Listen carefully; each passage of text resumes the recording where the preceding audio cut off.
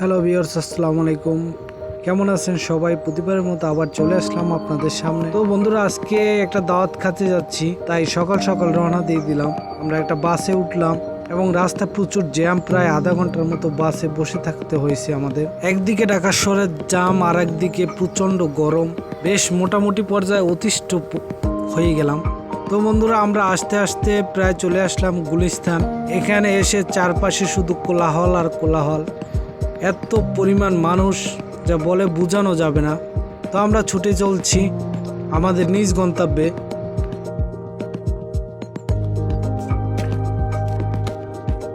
বিভিন্ন প্রকার হকারদের মেলা এই গুলিস্তানে। আমার মনে হয় এমন কোনো জিনিস নেই যেটা আপনি গুলিস্তানে এসে পাবেন না। বাংলা, ইংলিশ, চাইনিজ সকল প্রকার প্রোডাক্ট এখানে পাওয়া যায়।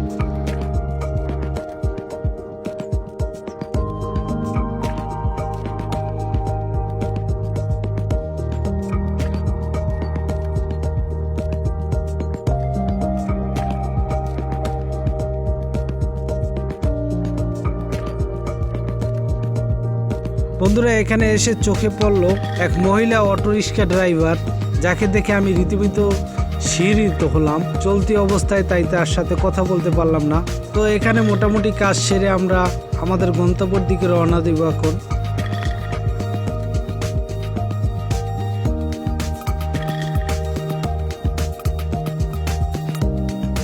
তো বন্ধুরা, আমরা অলরেডি আমাদের গন্তব্যস্থানে চলে আসছি।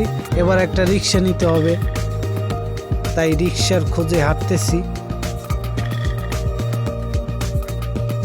অবশেষে আমরা রিক্সার দেখা পেলাম। এখন আমরা রিক্সায় উঠব, ওঠার পর আমরা সেই গন্তব্যস্থানে যাব।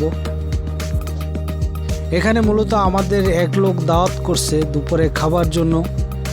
তো আস্তে আস্তে আমাদের প্রায় 2:30-3টা বাজে বেলা। তো তারপর আমরা যাচ্ছি সেখানে, তারা আমাদের জন্য অপেক্ষা করতেছে। নিজের আত্মীয় স্বজন এবং ভাই ব্রাদারের সাথে কাটানোটা খুব মজাদার এবং বিভিন্ন কুশলাদি দেখা করা, এটা আমার কাছে অনেক ভালো লাগে। তাই বন্ধুরা, আমার সেই ভাই ব্রাদারের বাসায় যাচ্ছি আমরা রিক্সাতে।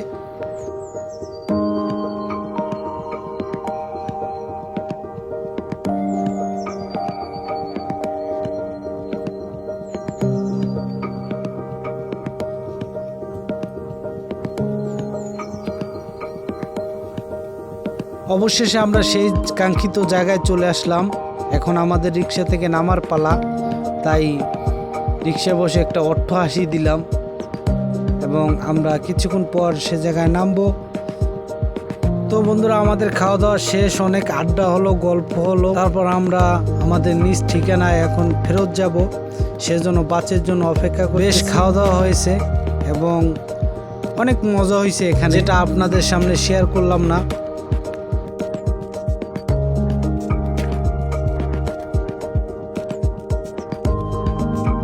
অবশেষে আমরা একটা বাস পেয়ে গেলাম এবং এই বাসে আমাদের গন্তব্যের দিকে ছুটছি।